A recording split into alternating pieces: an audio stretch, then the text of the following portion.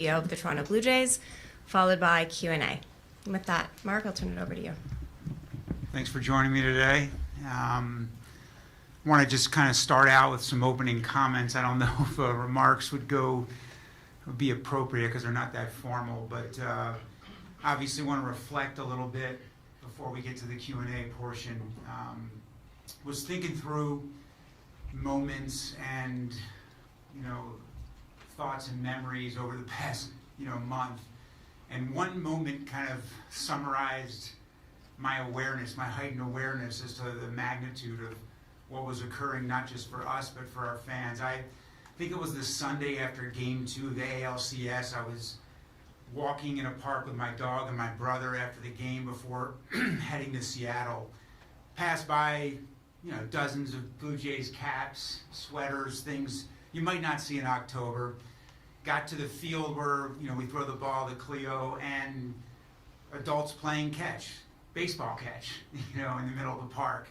There was a mom, as we progressed, pitching to her son. The kid could rake, by the way, good hitter. Then I proceeded to leave the park and walked home and walked by driveways that were normally full of, after seeing it for 10 years, normally full of hockey nets and sticks and pucks, but had signs, Blue Jay parking only, only Blue Jay fans allowed. Porches that had Blue Jay flags flying.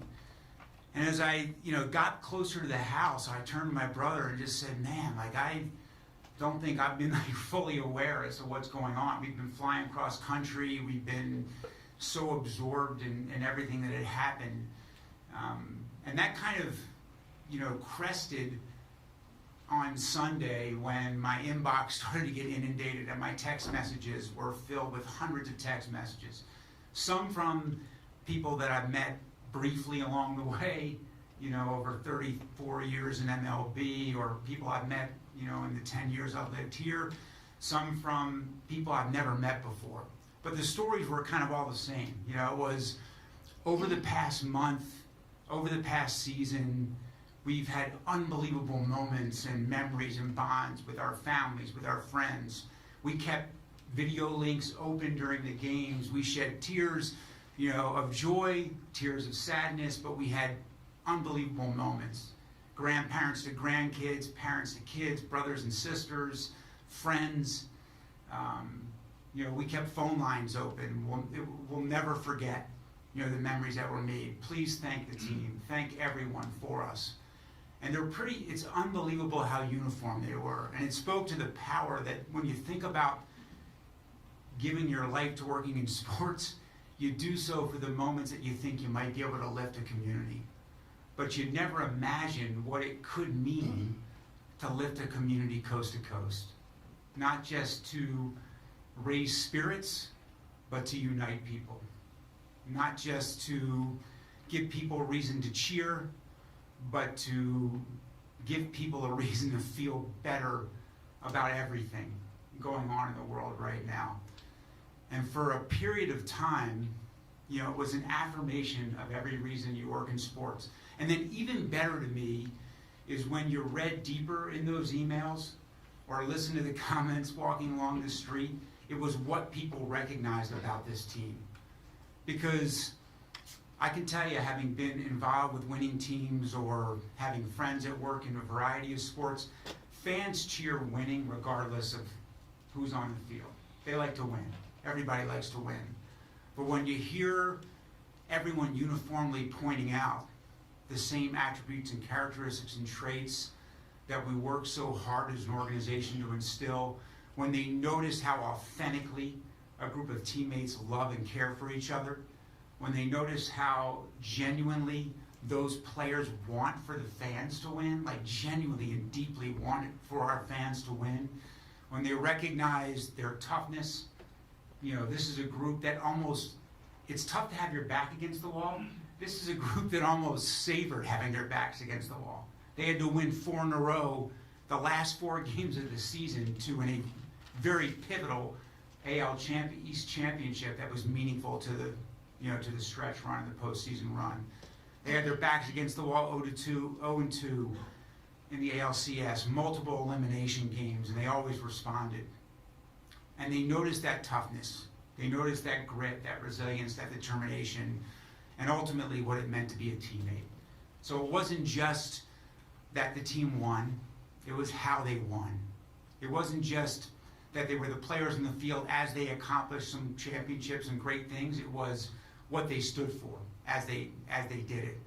And ultimately you could watch them play the game and everything else around the game and know what their identity was as a team and know what our identity was as an organization. And I think each of us throughout the country saw us in them. They saw the things that inspired us, the things that lift us, the reasons to believe, the reasons to feel belonging and a part of something.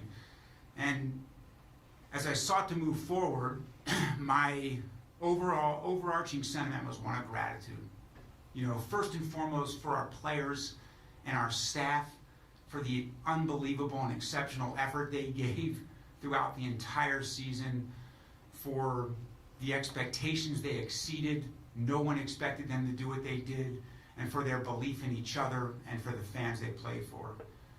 Secondly, for our fans, you know, they were truly an extra player for us. They lifted us. We felt their support from coast to coast across the country.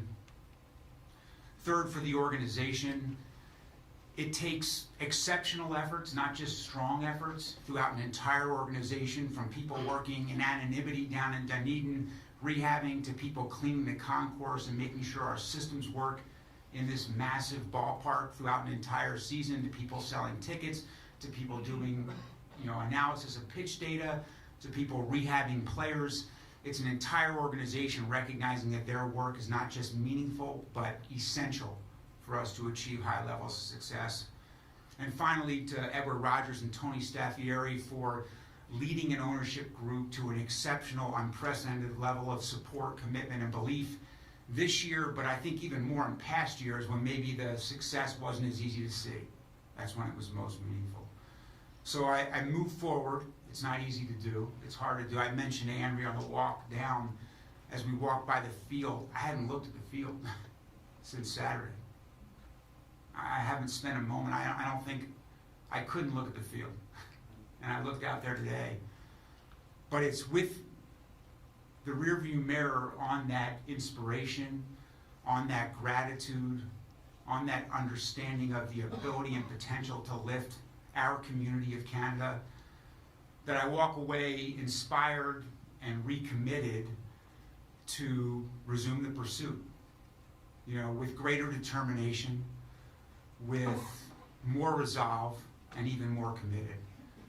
So I think that's how I wanted to start today. That's a very genuine set of feelings. They're a little bit raw, a little bit emotional, but I'm incredibly grateful. It's really how I feel today. So with that, we can turn to some questions.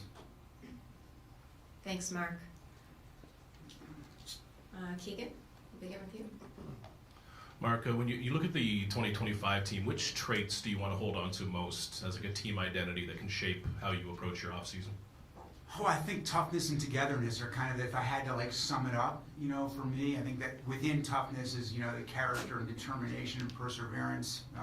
But I don't view these things to be new. I think sometimes they maybe show up differently, but it's never one season's efforts. And I think last year's, even with the challenges and adversity and setbacks we had last year, that's a part of who we are today, without a doubt. So you look to learn and get better, but I think the affirmation that identity and that what it can mean to be an elite level of teammate, that high level of caring for each other, would be something that, you know, would be important for us to continue to carry forward. How do you expect the World Series run and this success to open more possibilities for you in the offseason, whether that be just from how the organization's viewed or possibly financial? Yeah, I mean, this being on that stage is exactly what it is. I mean, you're on the biggest stage. So I think that what may have been known throughout maybe smaller circles in the industry is now known by the world, which is, this is a world-class city, you know, an incredible place to play. It's the best ballpark, or one of the best ballparks in all of Major League Baseball. We care deeply about our players. I think that you know, their families and wives have been testament to that over the past week. So I think what's clear is it's a great place to play. I think we also saw the business success that can come, achieving at this levels. And we'll work to continue to capitalize on that moving forward as well, because that ultimately supports a payroll that is a championship caliber payroll. Shai, to your left. Hey, Mark. Somewhat similar to Keegan's first question, but what elements of team building this year can you take and use to make sure this is replicable? What elements of this season are replicable year after year? Well, I think that there are identity traits and culture traits that if they're present, if they're deeply woven within an organization.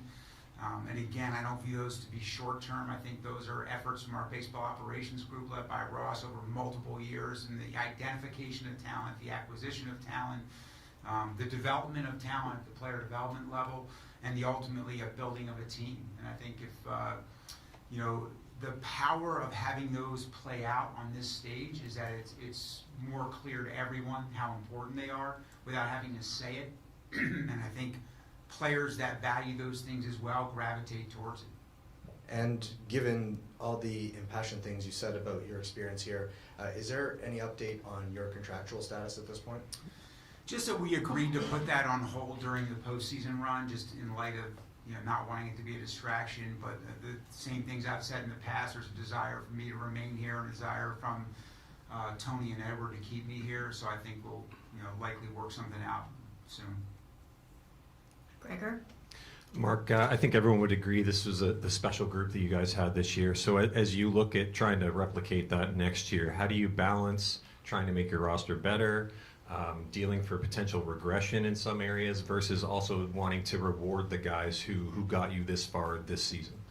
Yeah, I mean, I think I'll answer that maybe universally, but it's a better question for Ross when he's up here in a half hour. I think you're always, as you go into an off-season review, you understand that there were some performances that were aberrations, maybe on a good side, some that are where you expect some regression, but you never go into a planning cycle, which is what Ross is leading our group through right now, in the process of leading our group through, without some understanding that you just can't recreate something identical. You've got to build off of what happened, which is a positive.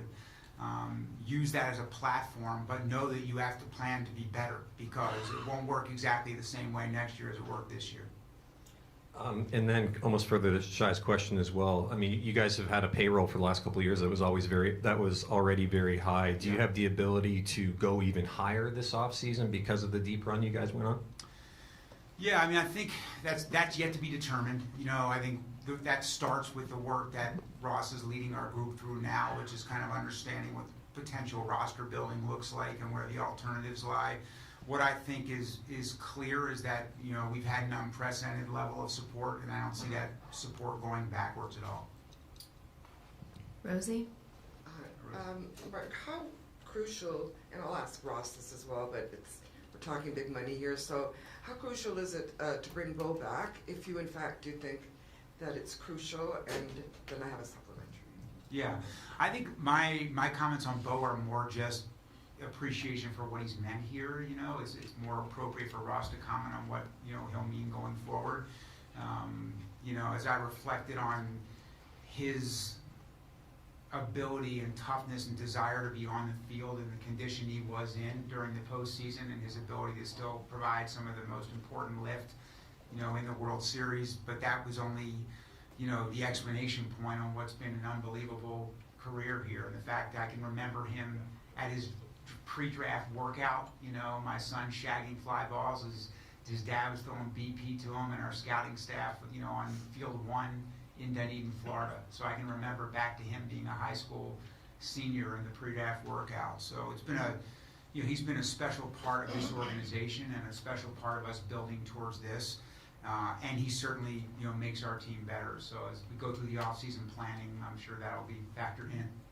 Do you believe in the concept of franchise players, and can you have more than one? That's a good question. I mean, again, speaking globally, yes, there are franchise players. Franchise players contribute in all facets, are leaders, members of the community. There's a bunch of different components to that. and obviously are very talented as well. And I think there's obviously financial realities that come with that, but the possibility for multiple franchise players in a market of this size certainly exists. It always creates challenges elsewhere in building a roster because you start to concentrate payroll on just a couple players. But again, I think those are recommendations that Ross will lead our group through, and ultimately I'll discuss with ownership at the right time. Rob? Mark, many of the platitudes that we're hearing about this team right now are directly related to the vision that you've been talking about for a number of years. Making it a great place to play for families, having players come here to appreciate what the city and the country can offer. And it seems like almost everybody on this team responded to that. How much gratification do you guys take as an organization to sort of see the fruition of that vision? I mean, I think you're never done thinking about that, but I've often said when people say, what's your why? I say to make this the best place to work and the best place to play, and there's a lot of things that fall underneath that, and the outcomes of that are hopefully winning, at the highest levels. And ultimately, I would say this, Rob, whenever your players are kind of saying things organically and naturally that you believe deeply in, the values more than anything, their love and care for each other, their belief in what it means to be tough, their appreciation for our fans, that is gratification. You want to hear the players naturally say those things without being coached to say those things. But yeah, I think that also has power because the industry hears that, and I think that's meaningful to us. You mentioned it, and you certainly sounded a little emotional at the top today. If and when you're able to distance yourself from Game 7, how great was that theater? How good of a ball game was what all of baseball witnessed that day? Yeah, I'm not willing yet to think about it in that light. I think I recognize. I've always kind of, with the position I've had since I was president in Cleveland, I've always kind of said I need to have two hats. One hat's just caring about the game of baseball and Major League Baseball and trying to make that better, and the other is relentlessly caring about the team I work for and trying to get them to win a world championship. And there's a small part of me that knows that for Major League Baseball and for the game of baseball, that series was a good thing. It was an unbelievable heavyweight bout, of just two great teams, going back and forth. And, any number of moments within that series could have tilted it the other way, not just one, not just a couple. So it was incredible. I think when you start to listen and read the comments that, I think we definitely created millions of new baseball fans in Canada, which I'm most interested in. But I think we created new baseball fans everywhere because that was compelling. It was compelling and hard not to watch. Greg? Hey, Mark, over here. There seemed to be a lot of people that were under the belief that Shane Bieber would have opted out of his player option for next year. And I think, obviously, it seems like it's a good thing for the Blue Jays that he decided to accept that player option. Was there any indication as to why he made that decision? You talked about the culture and the way the players love to be here. I'm wondering if that factored in, or is there contract negotiations? I don't want to guess at his reasons because it happened, pretty quickly, and so I just know we're better for him having made that decision, and it's a great start to our off season. And is the team looking to maybe extend him? Again, I think that's the process that Ross is working through now, is kind of establishing an off-season plan. So it's not something we've worked on. Yeah. Mike? Mark, when we all gathered around Chris Bassett in the clubhouse after Game 7, when he was able to compose himself, because he was really emotional, he talked about this whole unique cohesion and love and playing for each other. But he said that when he got here, he doesn't know that he was ready for this. He didn't think Bo was ready for this, Vlad was ready for this, all these people. And I'm wondering if I know you can't get into his head, but when you see the last 3 years and what has built, is it about setting aside ego? Is it about coalescing as a team? Is it what sort of thing have they grown into since Bassett got here to now? Yeah, haven't spent much time kind of considering that. I do think that certain events throughout a group's development together kind of become the catalyst that create their identity. And this group, whether it was maturation of young players into kind of understanding what their roles are, whether it was veteran players being solely focused on winning and just passing on the wisdom and experience that they've got, it was the right recipe and combination of kind of every segment of the player population, young, coming in like Trey, just out of nowhere and, just giving you the upside, players in the prime of their career like Vladdy and Bo and Ernie and Himmy to some extent. He's still kind of young. He's actually still young, but kind of giving you stability of strong performances. And then veteran players like Bass and Schurz and so many others that, and Hoff, that just kind of give you the wisdom and the understanding of how you win. So it's hard to put your finger on kind of what that, what that he was referring to or what that means, but I do think that there's a growth of a group together, and and there's an organic process that occurs that establishes their identity. And these guys, for whatever reason, I point to that toughness and togetherness. Like, they had a toughness that they accomplished things that were improbable. They excelled with their backs against the wall within games and within a season and within a postseason. And they did that with just a high level of caring about each other too, and with selfless, no focus on ego or credit or any individual star or player kind of being at the center of it. And on a personal note for you, in your over quarter century in the game, having gotten here to a Game 7 of the World Series and even like beyond the ninth inning of a Game 7 of the World Series, were there things about this that surprised you, that took you aback, that you weren't expecting to either see or feel or experience about a run like this? The worst part took me back, by the way, because the last time I was in a World Series, we blew a lead in the ninth inning of Game 7 and went to 11 innings and lost in the 11th inning. That was 1997. That's hard to believe, right? Very different. And I was a farm director, not a president, but very different. I think it's more the things off the field, Mike, that kind of took me back, and that is the opportunity to share it, the opportunity to bring people with you, the opportunity to provide joy for people that care about you, and joy for people that you've never met before. I wasn't thinking about that coming into it, and I wasn't thinking about that, 25 years ago or whatever it was when I went through it.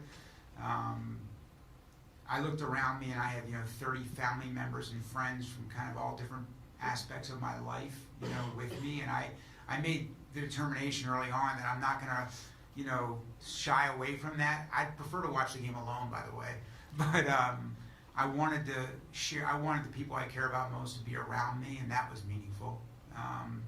And then as I started to be more open and aware, recognizing the millions of people that we were impacting and lifting, I don't think I'd ever given thought to that. You get so focused on just doing the job that you forget the impact it's having. And then you start listening and hearing, and it was overwhelming to kind of hear, like, my wife passed away this year, and this gave me and my kids an unbelievable, unifying nightly ritual, to hear the sadness of just not having a game to watch tonight, Be nice if they didn't end at midnight, but not having a game to watch tonight,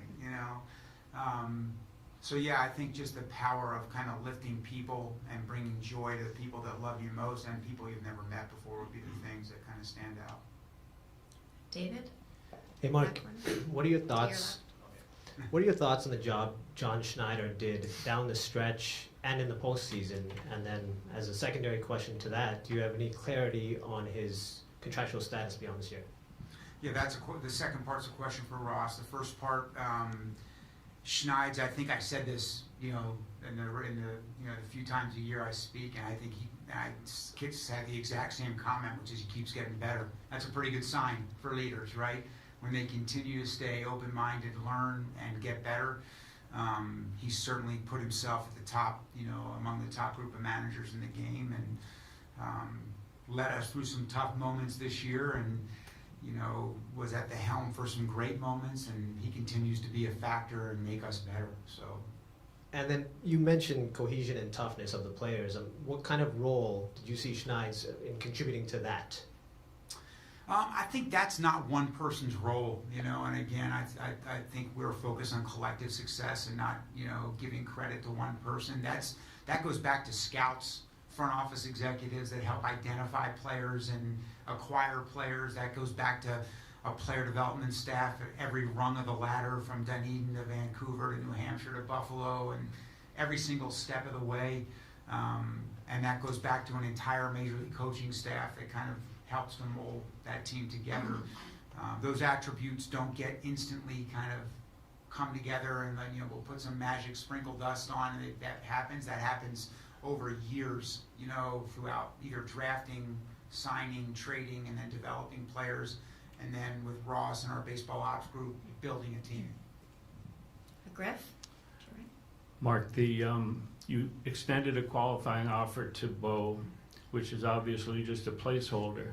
He's waited this long for free agency. Is there a shoulder shrug in the front office to let him explore and then go after him and negotiate term and dollars?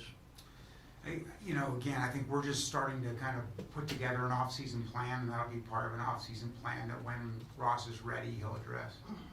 There's no shoulder shrug when it comes to players like Bo. Also, the early season signing of Vlad, how much of a positive impact did that have within the clubhouse and around baseball? It's hard for me to say. Certainly was a positive, certainly took away what could be a distraction. So I think that maybe eliminating a negative, maybe more than anything. But I'm sure it also was a positive for Vlad, to not have that distraction as well, to his own performance and to his own peace of mind, and to his ability to lead and impact our players. Could he be a generational player at some point? I feel the same way I felt last year. He has a chance to be a generational player, yeah. Mitch? Mark, we often see the league kind of react to success stories of specific teams and how they kind of try to build in the future. Do you feel like this, from talking to people around the league, could be one of those teams? And if so, what kind of traits do you think the rest of the league will try to replicate from this team? Yes, can you, the first part, Mitch, can you just say again? I'm sorry. Yeah, we often see, like I'm thinking 2015 Royals, Yeah. 2016 Guardians, like teams react, the league reacts Right, to specific yeah. teams. Like our contact, is everybody going to look at, that's just part of the sports industry in general, right? Like a narrative gets written based upon an outcome, and people try to say, what parts of that can we learn?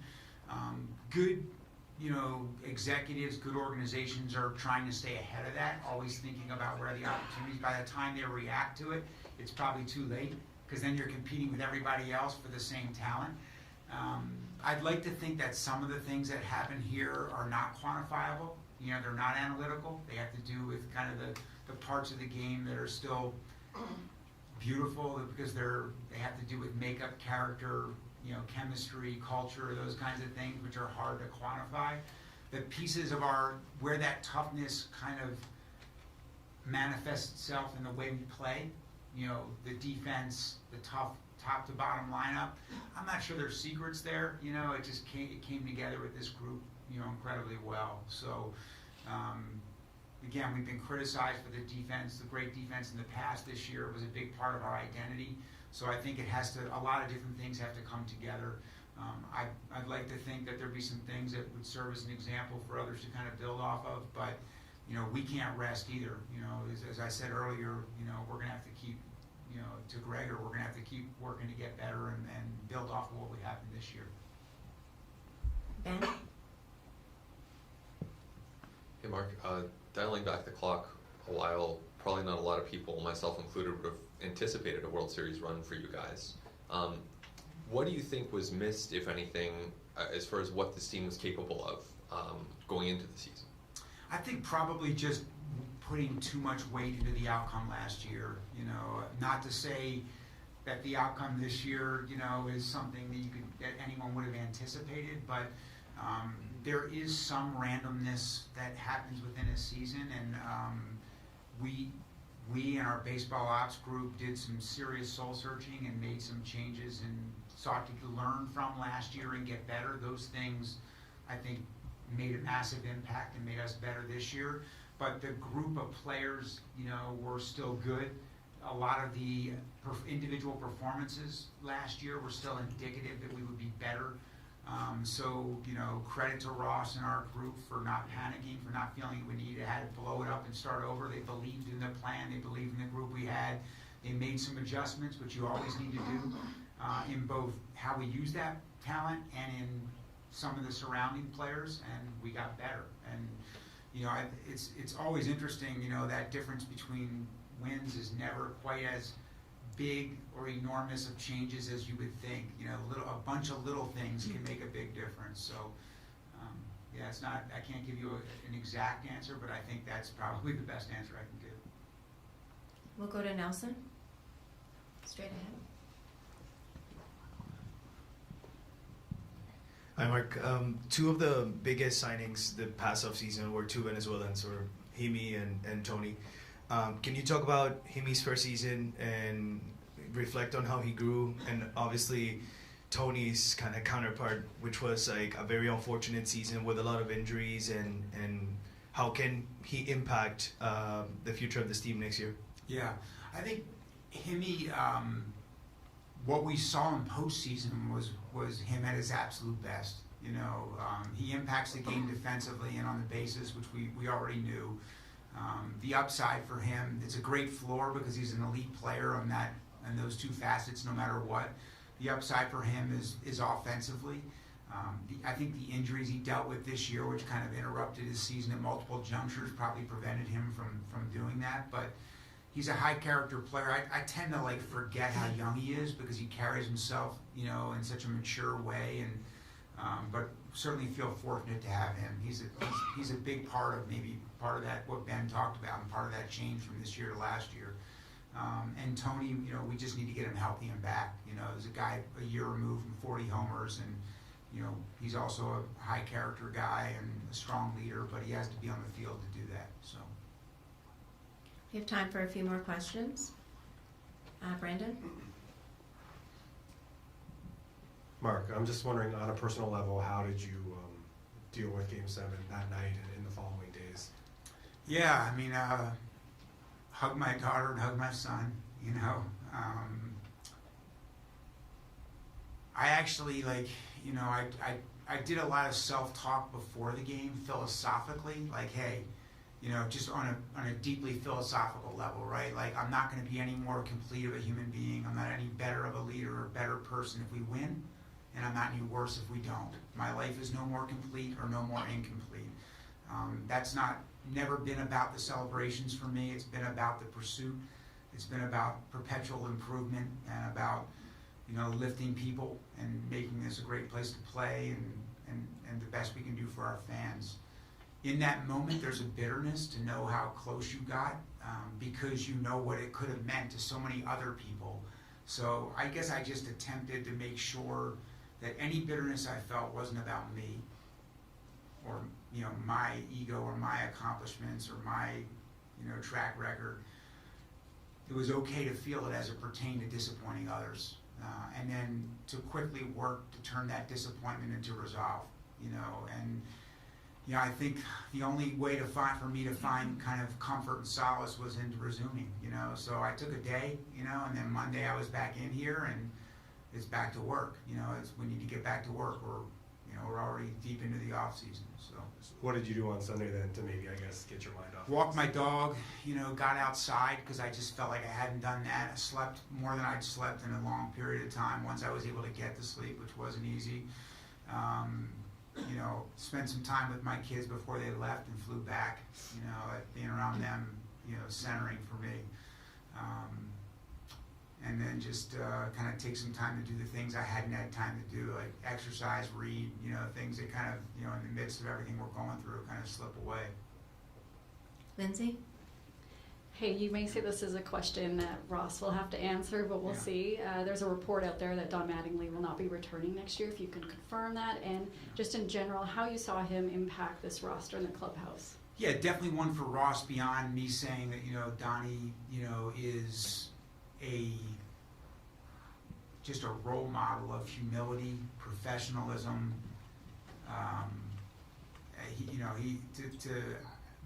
My impression being around him on a daily basis, and I've known him for a very long time, of being around him on a daily basis is just, there are certain people who David Bell's similar for me. When you talk to him, you forget what they've accomplished in the game because their level of humility is just so incredibly high.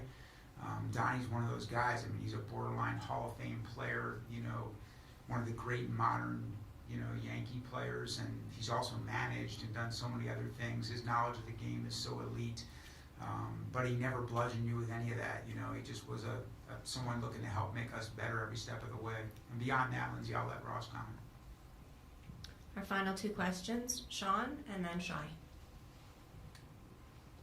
You talked a lot, excuse me, you talked a lot about that moment off the top, where it really occurred to you what was going on around here. Do you have an on-field, in-game moment where that same thing happened? I think I don't know if it's the same moment.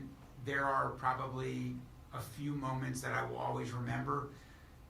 One will be the second time in my life I heard silence at Yankee Stadium. I kind of gave you that comment earlier, but I felt the same in 2007, but one of the best sounds I'll ever hear in my life, like that. I stick to that, by the way. Just the genuine moment of joy after playing such a good series and knocking them out. They were a good team, man. And then maybe just reflecting on the AL championship and the fact that we were down 2-0, faced elimination games twice and came back and won that series. I think that was kind of a snapshot of our season. That series was a snapshot of our season. And that Yankee team and that Mariner team both were great baseball teams. Obviously the Dodgers were as well. Didn't get any easier. And that's what postseason should be. But we didn't have an easy path to get to the World Series. We had to beat two really, really good teams. And just throughout that time, what I think shown was just who we are. What made this team and this season possible was on display, and it's how we won those series. And we'll wrap things up with Shai. Mark, at the end of spring training, when we talked, you had described this season, because of where things were from a contractual standpoint, control of players, things of that nature, this season as an inflection point for the organization. The end of it, Vladdy's obviously extended longer term. You've had this run. Where is this franchise right now in terms of a window moving forward? It's hard for me to characterize that. I think I need a little more time. I need to probably see what our strategy for the off season moving forward. But we're certainly in a better position. We had a good year, another good year, back-to-back player development wise. We really made some progress in the system. Obviously, reaped the benefits of a draft far faster than we ever imagined. We reaped the benefits of a draft, and had the biggest stage possible to showcase, our city, our ballpark, our organization, our team, to the entire baseball world. So those things will all be building blocks for us moving forward. And just from a bigger picture baseball perspective, with the end of the CBA coming up a year from now, certainly some things floated by the commissioner in terms of different economic structures as a possibility for the future. Any potential impact of what down the road could look like on how you guys may operate this season to not be stuck in a bad place for a potentially different economic baseball world? Yeah, we'll continue to plan with the system in place, because that's the only certainty we've got. I'm obviously privy to all those conversations, and at some point, if we move past conjecture into certainty, we'll adjust to the system that it changes to if that happens. Thanks, Mark, and thanks everyone for joining us. We'll be back at 2 o'clock with Ross Atkins.